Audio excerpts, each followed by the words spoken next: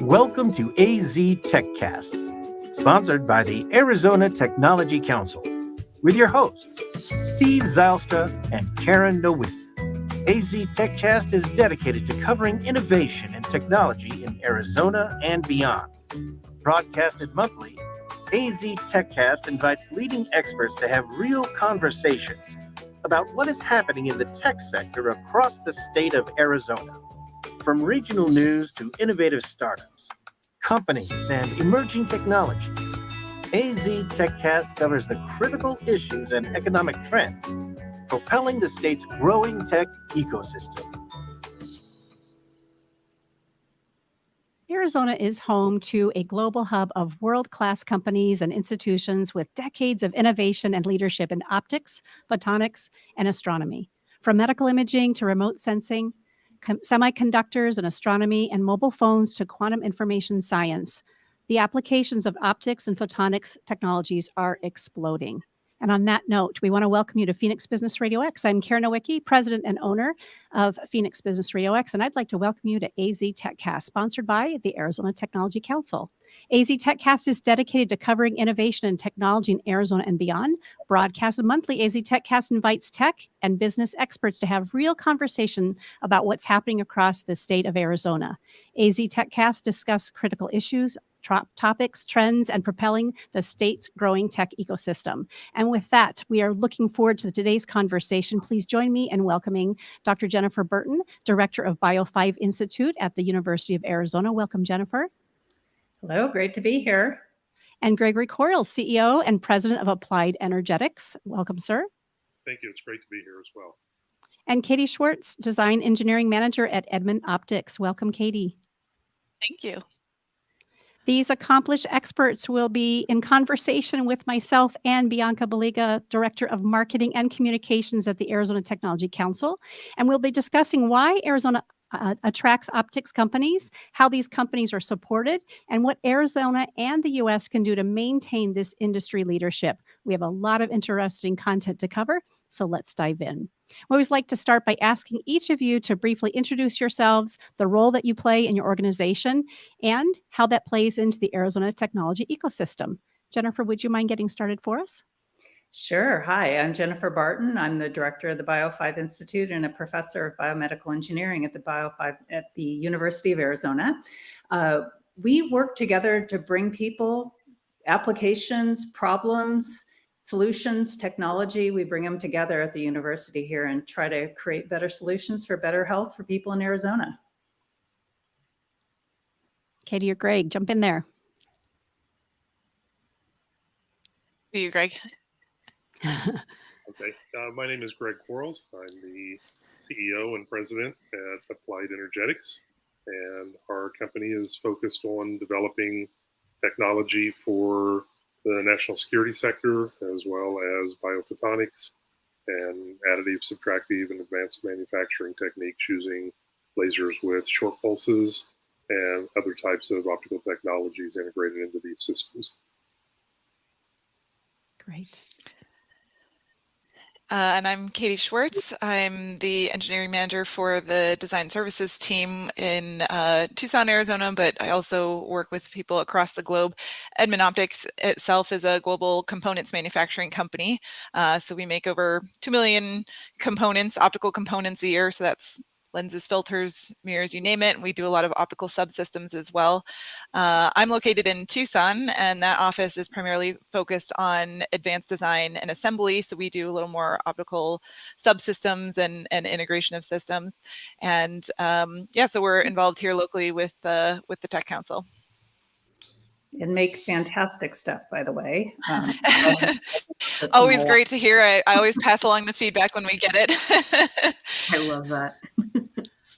And before we get started in the conversation, I always like to have either Steve or Bianca tell us a little bit about Arizona Technology Council and how, of course, you guys play such an important role in our tech ecosystem. So Bianca, if you'd do that for us today, we'd be greatly appreciative.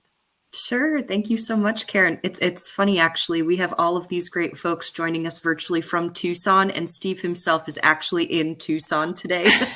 for a meeting, which is why he wasn't able to join us, but we do miss him. For those of you who are unfamiliar with the council, we are the premier trade association for science and technology companies across the state of Arizona. We have about 750 member companies that really range in size from those early stage startups to those household names that you think of when you think of technology. Our theory of change is kind of focused on three main tenets, the first of which is hosting events. We have about 100 virtual or in-person events every year. We also do a lot of public policy advocacy, so you'll frequently see us advocating for public policy at the state, local, and federal levels. And then the final piece is we offer a host of resources for our members to be able to focus on what they do best. So we offer things like an association healthcare plan, a 401k multiple employer plan, discounted tuition at a number of in-state educational institutions, and the list really does go on. And I'm really excited about this optics conversation today because we have a committee called the Optics Valley Committee, which is going to come up throughout this conversation. And they have a host of different events that they run every year that just educates the public on what optics and photonics is, including the International Day of Light that we have coming up on Sunday, May 21st. So hopefully you all can join us at the Flandreau Planetarium down in Tucson to just learn all about optics and photonics. There are activities targeted towards people of all ages, so bring your families if you are available. Well done, and something to look forward to. I love it. Yes. So let's start at the very beginning. What is optics and what is photonics, and how has the industry changed in the past decade? And again, we're just going to let it open up round robin. And if you have something to offer or want to pipe back in, please do that. So let's start by educating our audience and listeners. What are optics and photonics? Well, since you said educate, I'll go ahead. So optics and photonics, it's a study of light and how we use light for practical purposes to power the things we use every day. So I think it's amazing. Optics has been around for thousands of years. And besides eyeglasses, it's now used for all types of things. I think what's really changed lately is that optics used to be big and expensive and something that, we'd have lasers that took up an entire table and required a postdoc to run. Nowadays, they've been manufactured in such a way that they're small and inexpensive, and they're becoming ubiquitous. So this is just really exciting to see the changes that have happened in the last couple of decades. Stick with saying light, lasers, and lenses, because I feel like if I explain optics, somebody grabs onto one of those. I mean, it's a lot more than just that, but yeah, like Jennifer said, a lot of people, when they hear optics, they think of eyeglasses. And so it's a running joke in the optics industry that we have to correct people that we're not ophthalmologists. We have some basic understanding of the eye, but usually because we're making something that interacts with people looking at something. But yeah, and any technology that uses light to solve problems, you could consider that optics and photonics. So, with Edmond Optics, we work in a lot of different sectors. And so I have the fun job of being able to see where all of this goes, because sometimes it's to something like Jennifer is working on in biomedical optics or tissue imaging.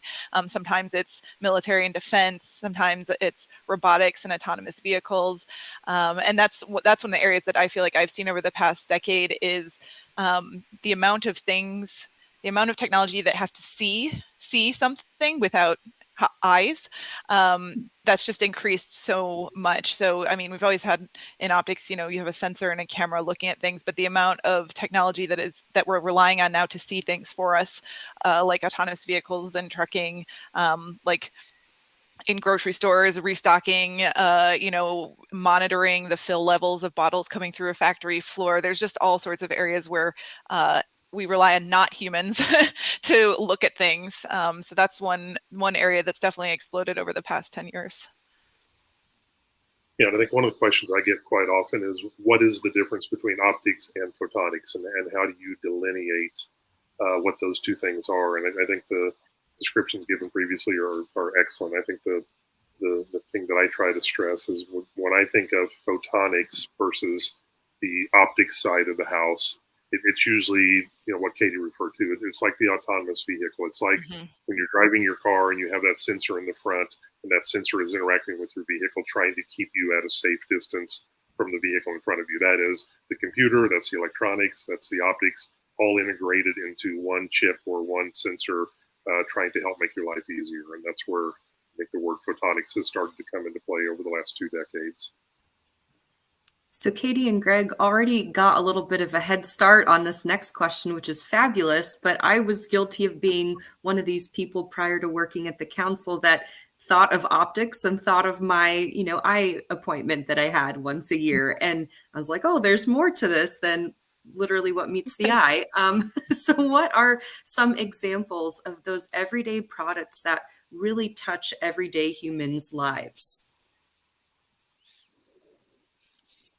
I mean, the easy, obvious one that I always go to is cell phone cameras. Mm-hmm. I mean, everybody, if you think about kind of to the last question, the last 10 years, like think about what you expect from your cell phone camera from, say, something like 2000, well, do we even have cell phone cameras in 2005? Like 2010 up till now, like the expectation of what you can get out of something that is so tiny. There's a number of optical elements in there. You have actively aligned elements to a sensor. This is all in a package size that's extremely small and demanding from consumers. It also needs to be cheap to, go into something that a customer is going to buy. So to me, a cell phone camera is a perfect example of something that you use every day without thinking about it, and you have had increased expectations about what the base level of quality that should be over time. And to Greg's point, that's very much like an optics example. But once you start talking about the chips and integrating your optics with your electronics, that kind of veers into the photonics side. Right, and not just the cell phone camera, but the face recognition on your iPhone has thousands of lasers that are mapping out your face. And that's a case where optics, we don't even think about it. We don't even think about the fact that optics is being used in that situation. An example I like to give ties right in, which is, fiber optic to the home for your Wi-Fi. I mean, you can't use your cell phone and upload your TikTok video or whatever it may be without having fiber optics that are then connected back into a system that has servers in it. And those servers all have optical interconnects that are taking your data and storing it or taking it to the cloud. So you've got all of these types of steps involved in one simple thing, such as taking a video and sending it to a friend. And they all involve optics somewhere along the line. Mm-hmm. See, now you have Gen Z's attention. You brought TikTok into the conversation. Strategic thinking. So when we started off the conversation, Bianca introduced herself and the Arizona Technology Council. She kind of just planted the seed around this Optics Valley. And I'm very curious because I know nothing about it beyond what you just mentioned. So what is Optics Valley and how does the community fuel the growth of Arizona's optic and photonics industry? Let's cover that.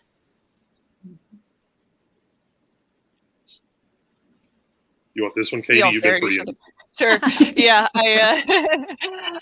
So Optics Valley is the local industry cluster, local being Arizona industry cluster that really exists to support the optics and photonics companies in the state. And this is pretty common in optics. If you find the different optics hubs that live around the country and around the globe, most are associated with some sort of industry cluster. And it's a way to just kind of connect and collaborate with people in the industry that are geographically near to you. One of the really interesting things about the optics industry is that it is dominated by small to mid-sized companies. It's very unusual to have your large conglomerates. I mean, Edmund would be considered one of the, I would say, the larger companies, and then somebody like a Ball Aerospace or some of those companies are within optics but have other business sectors. Most companies are going to be a handful of people. I think, Greg, you've got what, 10 to 15 at Applied Energetics, and so that's a big part of the optics community is spin-offs from the universities and small companies. So the industry cluster really provides like kind of a larger umbrella by which you can get together and see what else is going on in your backyard or work on projects together or kind of form a bit of more of a block to operate and to get resources. So Optics Valley kind of restarted, I'd say, a handful of years ago. There was a longstanding industry cluster here, the AOIA, and then it kind of got rebooted a handful of years ago under the Arizona Technology Council, now as Optics Valley. So that's the broad strokes. And I think it's important that people realize, I mean, they worked with the Optics Valley team 2 years ago, and we were really trying to get an understanding of the breadth of the optics industry and what it means for the GDP of Arizona. And I think right now it's averaging well over $4 billion a year in contributions to the GDP of the state, which is a fairly robust ecosystem. And like Katie said, I mean, it comes from spin-outs from the university, it comes from spin-outs from the large companies. Our company was founded 21 years ago in Tucson, and we're a publicly traded small company that had its founder spin out of Raytheon from their directive energy group. So it takes this ecosystem to have people supplying the optics, to have the intellect and the brain power at the university to help contribute in developing and incubating the ideas that are going to be fruitful in the future in terms of turning something into a technology. Yeah, agreed. The University of Arizona's had 26 optics-related spinouts in the last 10 years, and so Optics Valley is really there to help those small companies connect and to help the university connect with companies here in town, the larger companies as well.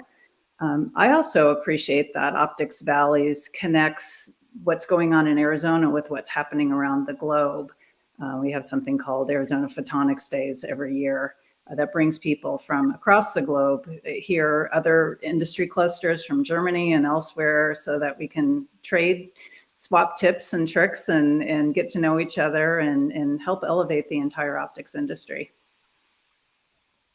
I think they just recently passed a milestone of 100 companies in this industry cluster too, which is a fabulous milestone to recognize and to celebrate. And recognizing also that there's more growth happening in the future. I mean, that demand is not going anywhere for these types of products and services.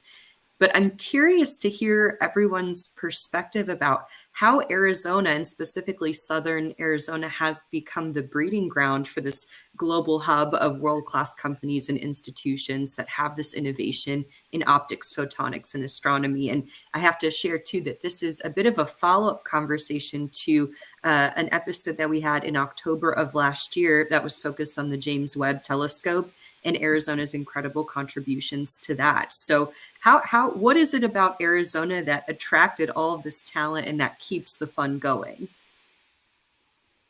I think the university is at least a part of that, and that goes back to clear skies and being a natural home for astronomy, and the founding of, at the time, the Optical Sciences Center, which is now the Wyant College of Optical Sciences. So I hope that the university has been a good base part of this ecosystem in creating the talent and the spin-out companies that have helped fuel the innovation throughout the years. I think it's typical that happens a lot of times at the university. You have really smart PhDs graduating. They don't want to leave. So they just stay here and start a company instead. And you can't really have an ecosystem of only, 2 PhDs in a garage without some of the larger companies here. So it's been exciting to be part of that ecosystem and yet have people like Edmund Optic and others who have set up base and really grown here in Tucson. Ecosystem is my favorite word for like the optics industry down here, because you have the university that has started companies, and you have companies that come here like Edmund and others. They need to have a site here just because of the talent pool and people that want to stay in Arizona. So you have both the industry and the university, and that kind of feeds back and forth to each other. So it's definitely got its own gravity at this point. I mean, when you're in the industry, people know if you have a degree from Arizona, like that's expected in optics. It is definitely one of the premier schools for optics, and we end up with a lot of conferences and things being held here that when we're going to conferences, a lot of times we're going to some larger, San Diego, San Francisco, even over to, Munich or Shanghai. And then we have Tucson in the mix just because there is that kind of a center of gravity for the optics community. Yeah, I agree. And I think part of that center of gravity is the industry that springs up around it. I mean, Raytheon, emerged out of Hughes research labs in the desert of Tucson 40, 50 years ago and fed off of the university. I think we're seeing the same kind of renaissance with the growth of Intel and TSMC and other companies that are going to be, planting their roots and already have some roots north of Tucson, and especially with the Chips and Science Act coming into play and trying to drive greater growth there to develop semiconductor chips and other things that really are key and use optics and photonics all the way through the photolithography and the manufacturing of these small chips. Yeah, I mean, I think Arizona State has been smart about incentivizing tech here. When I moved to Tucson in 2008, there was not a lot of like young business professionals running around outside of Raytheon. If you met somebody in their mid-20s that was in tech, you're like, you obviously work at Raytheon. And now that's not the case. So I think, you've seen the state have a lot of, I would say, friendly policies around autonomous vehicles, and you see a lot of the development happening here instead of in California, and optics feeds right into that technology. So I do think Arizona as a state generally has been smart about incentivizing companies here so that we have the wider tech, again, ecosystem outside of just optics and photonics, but optics and photonics feeds into all of those sectors. So it grows together. Mm-hmm. Perfect segue for us to kind of focus on a handful of these different sectors. How is the industry then solving public health issues and making a difference in Arizona's health specifically? Yeah, And well, I actually would love to hear from Jennifer first here. Yes. I know That's obviously her question. Yeah. Yeah. She was chomping at the bit. She was ready to go. that's Yeah. right. Yeah, we're super excited. Of course, that's my own personal research area that I applied light for early detection of cancer.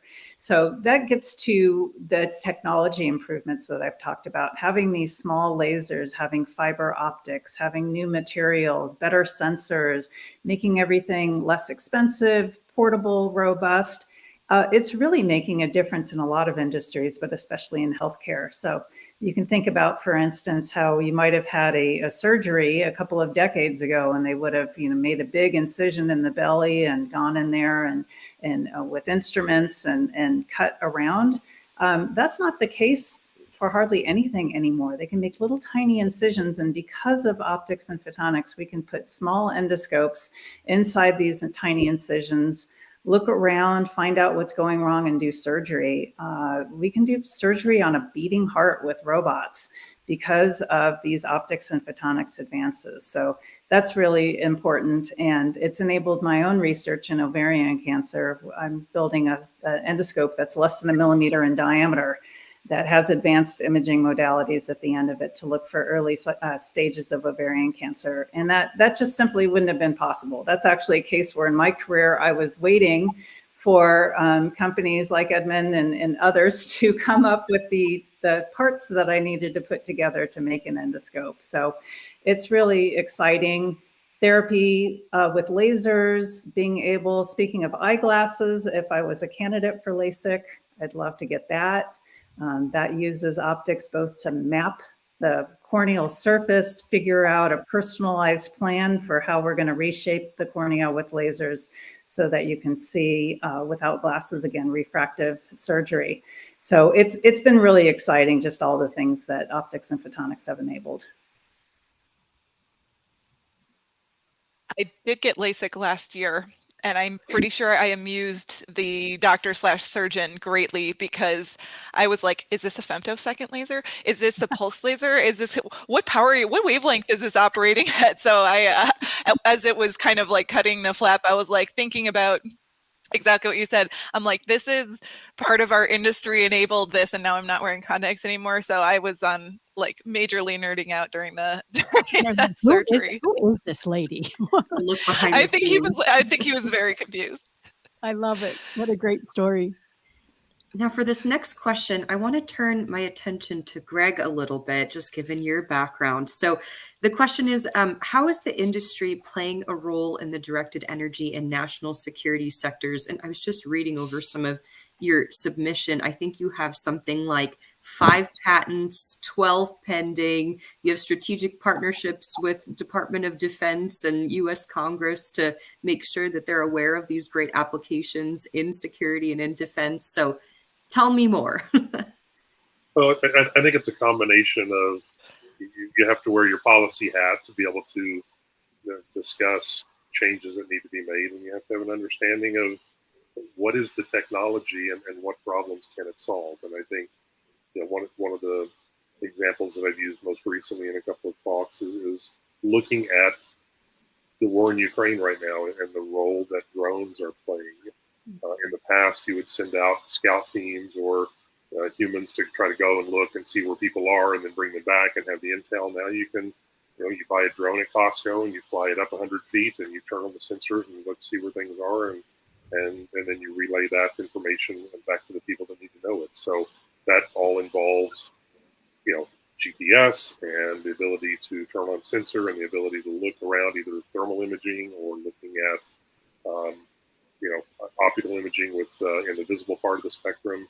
So, from a directed energy standpoint, you realize that those are new and emerging threats that are low cost. So that means that other countries that may not have significant defense budgets may be starting to put those out and utilize them. And we're seeing it all around the world.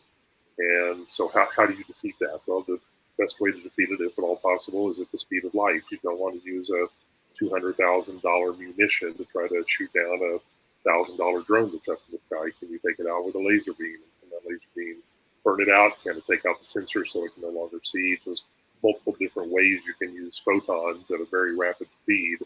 And essentially, it is what they call an endless magazine.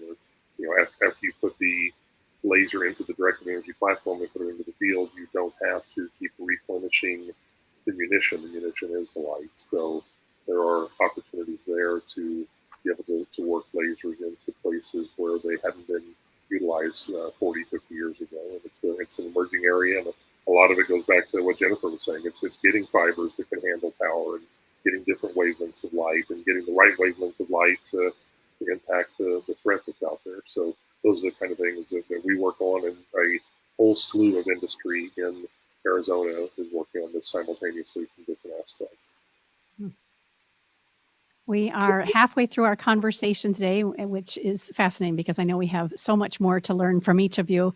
Before we move on to the next question, though, I would love to have us take a quick, I don't know what that word is, a quick commercial break to give proper credit and thanks to Arizona Commerce Authority. Arizona TechCast 2022 innovation sponsor. The Arizona Commerce Authority is the state's leading economic development organization with a streamlined mission to grow and strengthen Arizona's economy. Let's hear from them. Our streamlined pro-business approach helps you achieve more by putting less between you and future success. Less red tape, lower taxes, less distance separating you from the tech leaders of tomorrow.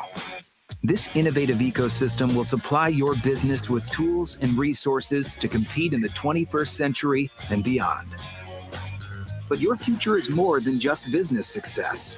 In Arizona, the lifestyle you want is at your fingertips. Explore cities known for their Southwest heritage and modern vision.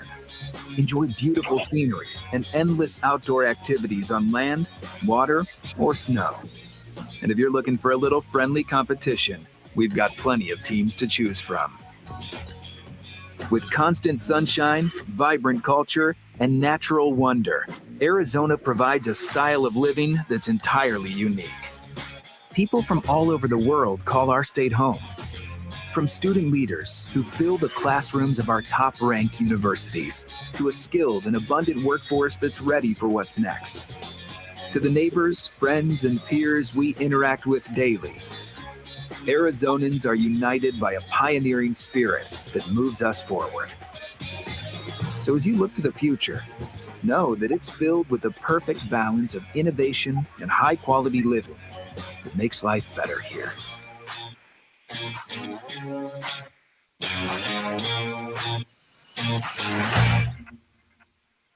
I don't know about this constant sunshine. It has been a rainy winter and spring up here. It's so different. We need to go in and change that little commercial. Hopefully not, because we don't want. I think we're ready for some sunshine. I agree.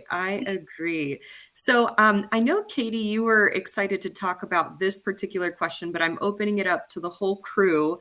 What are some of the up and coming subsectors or trends within optics and photonics? And I know some examples that we've talked about in the past are AR, VR, quantum, meta lenses. I don't even know if I said that right. Take it away.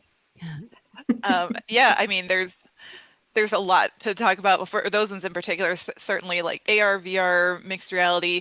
Those ones are interesting to me, especially because they're a little more into pop culture. So when we talk about something like a meta lens, which is a newer type of technology that is being developed to replace or supplement traditional glass lenses, I'll say, I don't talk around like the dinner table and anybody's going to know what that is. But AR and VR, there's all these pop culture expectations about what that can be. And I think right now you see the optics industry finding out what the reality is of what we can currently do and what we can meet in the future with all the sci-fi like movie expectations that have been set around mixed and augmented reality, and finding out where there's really a true place for that technology going forward. So that's always, well, I guess in recent history, AR, VR, mixed reality, augmented reality, all of that has been very, I think, maybe not the newest topic, but trying to figure out where it exists going forward. Quantum certainly is, I'm not on the academic side. I'm more on the industry and manufacturing side. Quantum certainly has, to me, exploded in where I've heard it, at conferences and papers, and that's always a topic right now. To me, that's still very early days in terms of moving towards commercialization. But just the possibilities that quantum computing and networking exist, to me, I think about quantum in the future, kind of looking back on, for all of us that remember like dial-up or pre-internet or anything like that, being like that transition to fiber optic cable and having Wi-Fi and cloud storage. To me, in the future, I want to be like when I'm using my quantum computer, thinking back on, how slow it was that we used to have always these video lags when we were using our fiber optic cables. So yeah, those are certainly some areas going forward. So Katie, you don't talk about meta lenses around the dining room table? I mean, sometimes. She does it at the eye doctor. She does it with the surgeon. I would surely expect it at the dining room table. I mean, I can't help myself. Oh gosh, yeah. Sometimes my family has to tell me to stop talking about things at work, but yeah, I love things like, and I do want to pick on meta lenses because they are amazing. This, I think, is an example of where we're going into the future. We can think of light as photons or waves. And so for meta lenses, we have to think about it as a wave and how we can use these tiny structures that are much, much smaller even than a wavelength of light to manipulate the light in ways that you either would need a big complex glass lens to use, or maybe you couldn't even do it all. And so it's pretty exciting for me because, again, that's one more tool. How can we make things small? How can we make them inexpensive? You can theoretically just print these lenses right on the end of a fiber and then put the fiber in and you've got an endoscope. So I think it's just one more example of how new advances in the field are really enabling applications. Well, and in your field too, just even biomedical imaging as an umbrella, to me, I also think about how many things, like you already mentioned, orthoscopic surgery, how many things can we do with light in the future that we had to do by cutting somebody open or taking a tissue sample. So, I mean, Jennifer's work is amazing. And I always think about in the future, like what things will I not have to go through anymore from a medical sense, that it could just be imaging or neural, I mean, here's another neural networks and AI, just how much can we rely on that to diagnose diseases or make sure we're doing correct preventative, measures that's enabled by optics and light, as opposed to, physically having to cut away tissue. Yeah, and I think Katie was right about the quantum side of things as well. I think that is an up and coming area. There's a lot of centers that are being built around the country to focus on the quantum. I think most of the major optics institutes have 5 to 10 openings each in new professor positions for quantum. I think it is going to be a revolutionizing type of technology that we probably can't even grasp. I like the transition from an AOL modem to high-speed fiber. I mean, it's probably going to be something along those lines. And just the things in terms of cryptography, in terms of for being able to protect the software and the data that you have with quantum. There's also going to be the opportunity to compute and try to zone in on what may be a potential solution. There's going to be work in the weather area, trying to come up with better models so we can understand how to predict the weather patterns better, things like that could be done at that type of computing power that we can't even, supercomputers may be the closest thing to that, and that doesn't even do it justice. And I think from a policy side, there's a tremendous amount of investment going on there right now. You're talking about the $50 billion that we're looking at with CHIPS Act for improving semiconductor stability, and that is a mature core technology. I mean, globally right now, it's between 30 and 50 billion that the countries are putting in to try to expand the capability to do quantum computing. So it is going to be an area that's going to be highly funded. Many spin-outs coming out of it. Companies are already going public, and technology that I think is really going to revolutionize a lot of what we do. Wow. Let's talk about some of the challenges and disruptions that the statewide optics and photonics industry is facing. We always, get to highlight some of the exciting things, and sometimes there are some challenges that we're faced with. What would you say about that? I mean, I think everybody's felt supply chain issues in their daily lives. I mean, I don't think we have to go totally to like toilet paper rolls and COVID to to have everyone understand even just still the ramifications with chip shortages, or for a while trying to get rental cars or anything like that. I mean, that's a hit the tech sector too. So to me, one of the big things still is supply chain. We still see long lead times when we're getting basic things like metal components, or we're doing manufacturing, both domestic and overseas. So I think we're just still seeing supply chain impacts from globalization, and some of that is COVID. Some of it, Greg mentioned earlier, some of the Russian-Ukraine conflict that's going on. I just think there's a lot more instability on the global supply chain, and that just that really trickles down, and we feel it in tech too. I mean, we feel it. I think the entire technology industry does. I think everything from electronics, power supplies, things like that rely on the chips that, pre-COVID you were assuming a 2 to 3 month lead time, and now you may be lucky to get it in 6 months. So it impacts the way you plan your science. It impacts the way you develop your products and commit to deliveries. I think our primary customer right now is the U.S. government. They recognize it. They work with us on our programs to try to mitigate some of the supply chain issues. But I think secondarily, it's also manpower. I mean, it's not just the number of PhDs that are in the pipeline and coming out. It trickles all the way down to science and technology being taught in the K through 12 process, and trying to get students to move into anything from technician and associate's degrees to bachelor's, master's, and PhDs. I mean, that whole span of the field needs to be populated well for any of these technology threats that you're talking about. It's going to take manpower that has the ability to think about it and do critical thinking, whether they have a degree or not. And that impacts, how quickly can you hire someone, how predatory is the field in terms of people competing for some of the superstars that are out there. So it's a challenge from an HR perspective as well for industry. Yeah, and we see that at the university, the same thing with long lead times. And oftentimes, I'm trying to order one. And so I'm not necessarily the highest priority customer on the list. So that can happen. The other thing that really impacted us was the shutdown of research in the healthcare system during COVID. So took a lot of our clinical pilot studies and put them on hold for about 2 years. So that unfortunately has backed up and slowed down research and the ability to get into things. On the other hand, the flip side of that was that for research having to do with COVID, it kind of got put on the acceleration path. So we had kind of a balance there where some things were slowed down and some things were actually accelerated. And it was really exciting to me to see the fact that the FDA could provide emergency use authorization for things like COVID tests and therapies that were needed. And so naturally now the response is, well, hey, you were able to fast track those types of things. We know you can do it. We know you can do it safely. So how about thinking about doing that for medical devices and therapies that are coming along that we want to do in the future? Right. We've focused a bit about the talent pipeline challenge that's in front of us too, with all of these challenges y'all were talking about.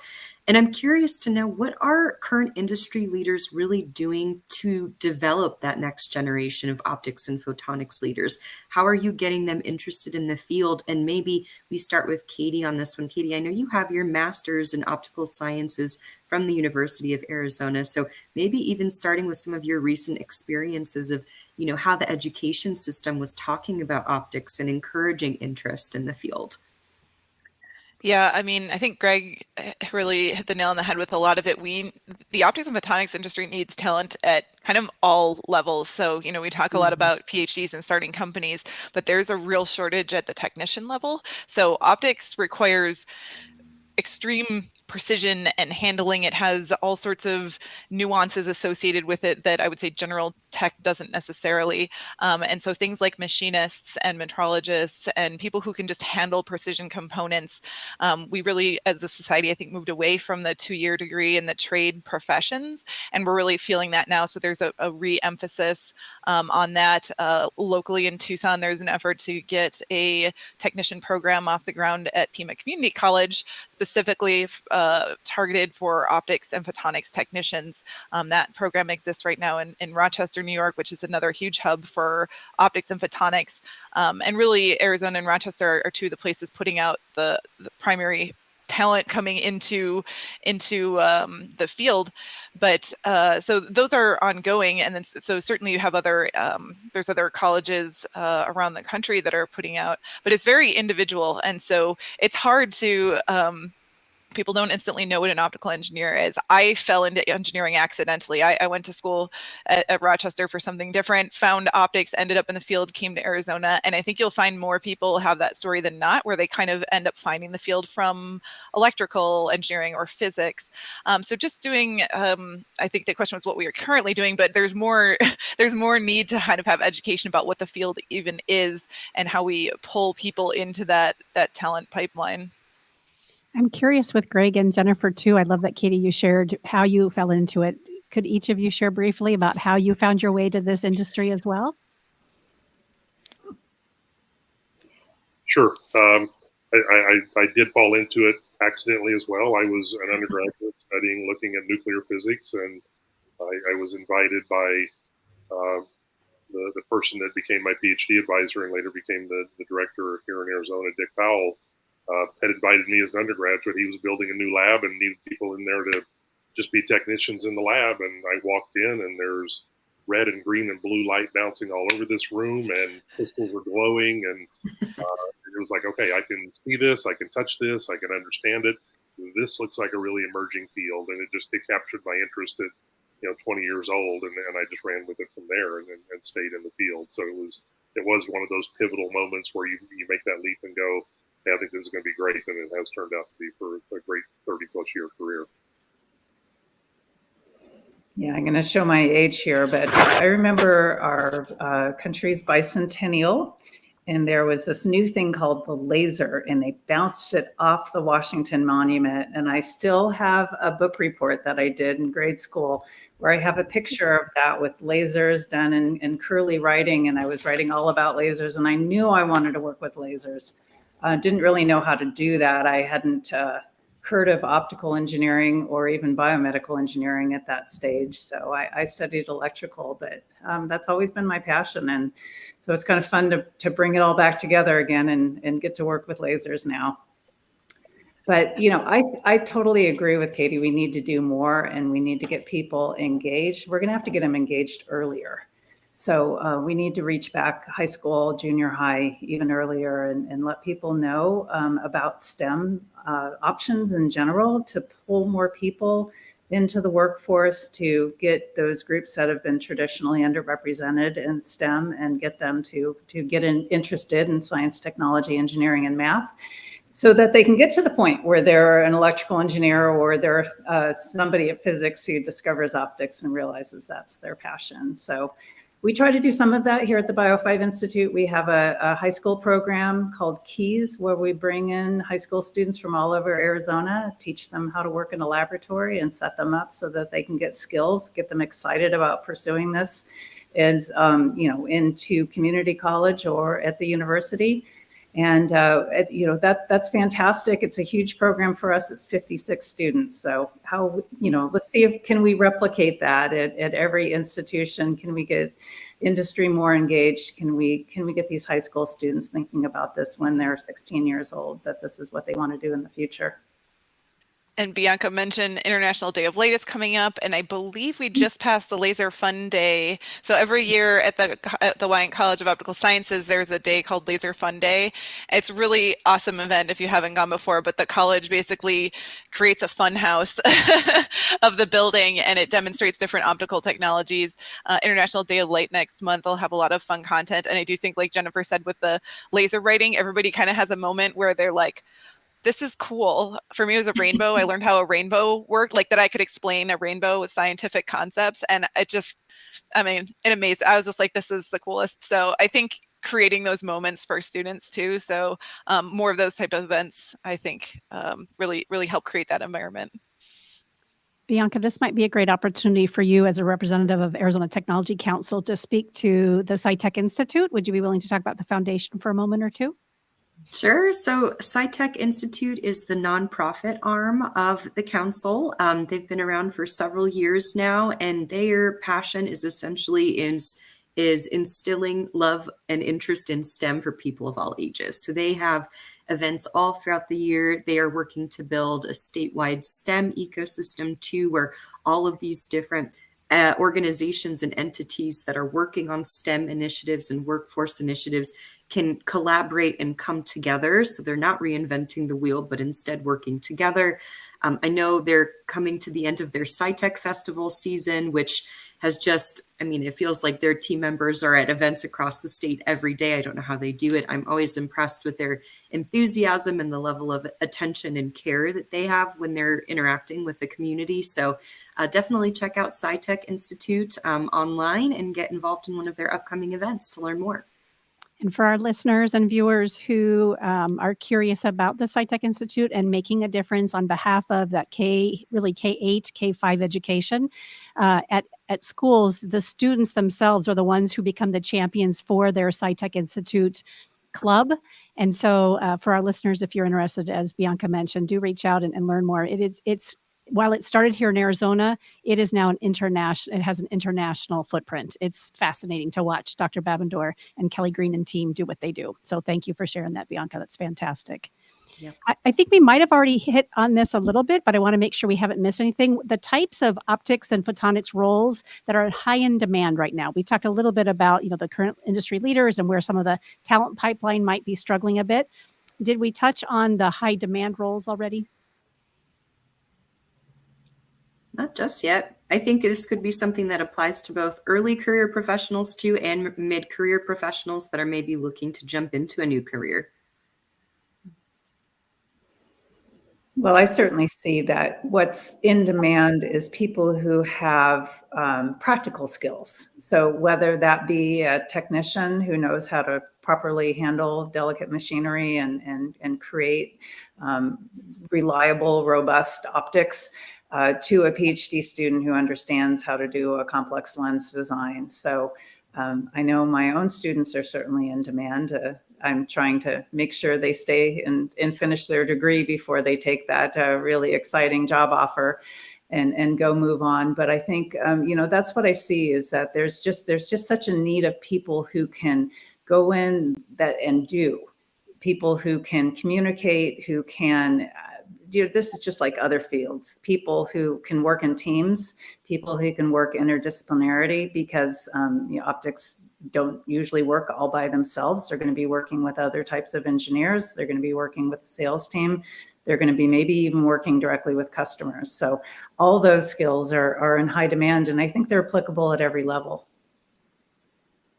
Yeah, and I agree with Jennifer. I think there are spin outs from that where you can take your degree and branch into other fields. I mean, I know some really strong optical scientists that have gone on to law school and become patent attorneys, or working at the USPTO, which has a huge backlog of patents to approve, and they need people that can understand the optical sciences side of things to be able to understand the necessity for the patent. I think, as she said, science and communication can go hand in hand. If you have the ability to communicate, you can do anything from working for journals, working for newspapers.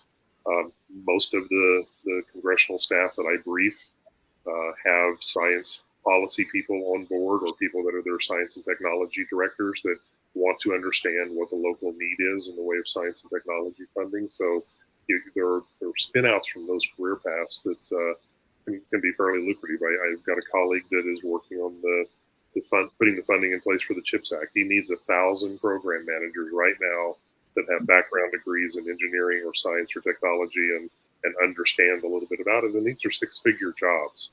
So coming out with a bachelor's degree and being able to work remotely possibly and service that part of a program, it could be very lucrative for an early career professional.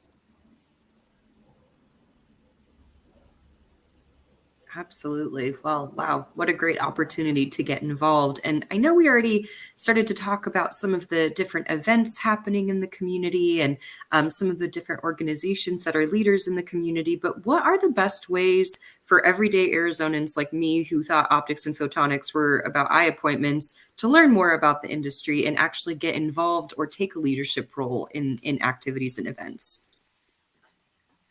Yeah, I mean, certainly for local Arizonans, Optics Valley, if you're interested in optics photonics, is the best place to start. It's going to put you directly in contact with all the optics and photonics leadership in the state. So coming to an event, I mean, there's lots of social and networking type events that the council puts on. I would definitely recommend checking out the Tech Council's website or the Optics Valley website on events. Every year there's the Arizona Photonics Days that happens at the end of January. That's a few-day conference that happens here in Tucson, and we get a lot of actually international representation that comes over from Europe, and so that's a good spot too.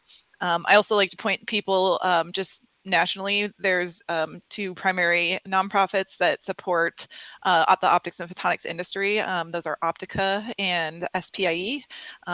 Jennifer is in the presidential chain for SPIE currently, and we served on the board together recently. But both of them, from a broader perspective, just give a lot of, they have a lot of resources available for learning more about the industry, and they run a lot of events and conferences and places that you can attend where it might make sense to meet more people in the field.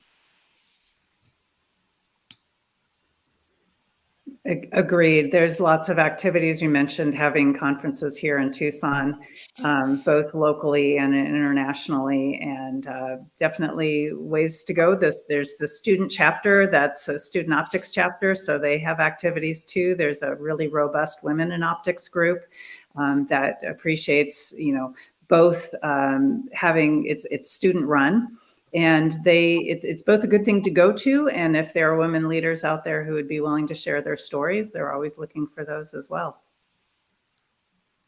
And I know I've had experience with the university on their industrial affiliates days, and they've got that usually twice a year. I think that's a fantastic way to both walk around and see the companies that are there recruiting and learn about what's going on at each of those companies, to hear the students make some presentations on the kind of research that they're working on, and it gives you a real understanding of the breadth of the research that's taking place at the university and what kind of hard problems they're trying to tackle, and doing a really great job of it.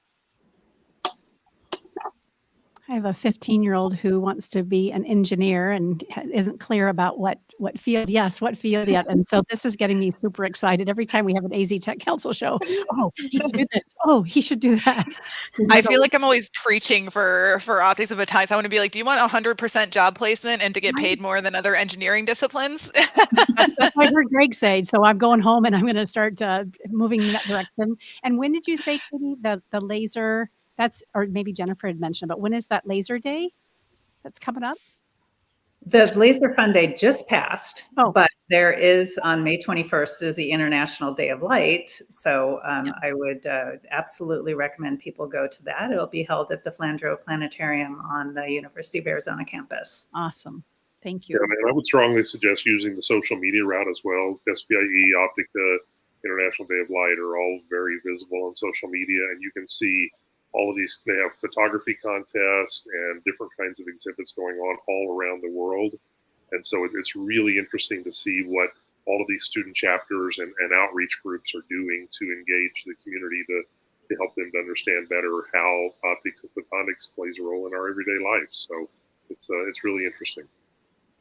Yeah, I have to put on my marketing instead of my engineering hat. And since you mentioned TikTok earlier, Greg, Edmond Optics does run a TikTok account. My colleague Corey does an amazing job. He does these demos and everything, and it's a great, just approachable way to learn some of the basics of different optics and photonics concepts. So if you like tech TikTok, you can check ours out.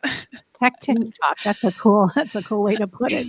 You got to meet people where they are already at and provide that information in easy to digest ways. So we are just about running out of time for our conversation today. I want to make sure that we have an opportunity to have you share your predictions for the next 10 years. We've done a little bit of that for Arizona's statewide optics and photonics ecosystem, and then, of course, beyond Arizona walls. So what do you think is going to be taking place in the next 10 years? Okay, I'll go. There's going to be incredible growth. I think we're going to end up with still having supply chain and talent issues just because of the growth. So we're trying to keep up with that. The Wyant College of Optical Sciences here is growing. It's getting more faculty, admitting more students, trying to help keep up with that. I'm excited to see these programs happening at Pima Community College. And I just think, optics is going to become more and more ubiquitous. I said that over the last 10 years that things have become simpler, cheaper, more lightweight, more robust. We have thousands of lasers now embedded in your phone. It's going to become even more that way, that hopefully optics will be this tool that will help make your daily life easier, and that will be used in ways that can improve the health of everybody. And I'll weigh in right off of what Jennifer said. I think that optics and AI together are going to make a huge splash in the next decade. I think between autonomous vehicles having to look for things in the road and be able to drive autonomously, it's going to take a combination of both of those. I think doing early stage diagnosis of abnormal cell growth in the body, being able to use terahertz or short pulse technology is going to be important for being able to look at tissue and say, hey, there's a cell there. Let's get a needle biopsy now and be able to see what's going on rapidly and do early stage intervention. And I think Arizona is going to be the U.S. hub for semiconductor manufacturing in the next 10 years. I think the global footprint that's coming in, both up here in Phoenix and in other places, is going to drive the part of the ecosystem here in the state of Arizona. So I think all of those are going to be contributing along with quantum in the future. I don't know that there's a lot those are all the major ones. I agree with everything that's been said there. I don't see it slowing down, certainly not in Arizona. I definitely think the tech sector is going to continue to grow. Partially a hope, but I think a prediction for the next 10 years is a little more national attention and understanding of the importance of the field. You see that Greg already mentioned a few times, the CHIPS Act, just the magnitude of that funding coming into the tech sector. I think we also didn't mention the National Photonics Initiative, NPI, which is an effort going on more in DC around making sure there's policy and understanding at a congressional level about the importance of the field. So I foresee more understanding from our representatives and from just a national understanding of the critical nature of making sure that technology field is well funded and well staffed. But certainly I don't see anything slowing down, and the need for continued talent will always be there. And we need more scientists and engineers in Congress, just putting a plug in there. So yes. Planting a seed. What do you think, Bianca? We're always grateful for you pulling this segment together. I can always tell by your smile that you're loving it. There's never been a time that you haven't. I truly am beaming ear to ear because from my perspective, this is what the council is about. It's about recognizing the incredible experts who are out and about in the community that are using technology to make a positive impact in people's lives. Technology doesn't have to be this cold, unfeeling thing. And I'm just so grateful to each of you today for sharing your stories and really illustrating the true positive impact that technology can have. So with that, I want to thank each of you as well. You are our light lasers and lenses experts. I love that. I feel so informative. You're speaking my language as a former assistant principal for an elementary school. Again, thank you, especially on a Friday afternoon. We know you're terribly busy, but the conversation, the stories, and the examples have been spot on today. And hopefully, we've inspired new connections within organizations and the ecosystem, and maybe even sparked interest to somebody to make a move towards this industry. You've been listening to AZ TechCast, brought to you by Phoenix Business Radio X with Business Radio X. Today's AZ TechCast was brought to you by the Arizona Commerce Authority, the state's leading economic development organization with a streamlined mission to grow and strengthen Arizona's economy. So again, we thank Arizona Commerce Authority for supporting us with this show. If you're interested in being a podcast participant or sponsor for the Council's AZ TechCast, please contact Bianca at marketing@aztechcouncil.org to learn more about opportunities to further position you as a tech expert, influencer, and innovator. Until next time, Karen Nowicki, thank you for joining AZ TechCast.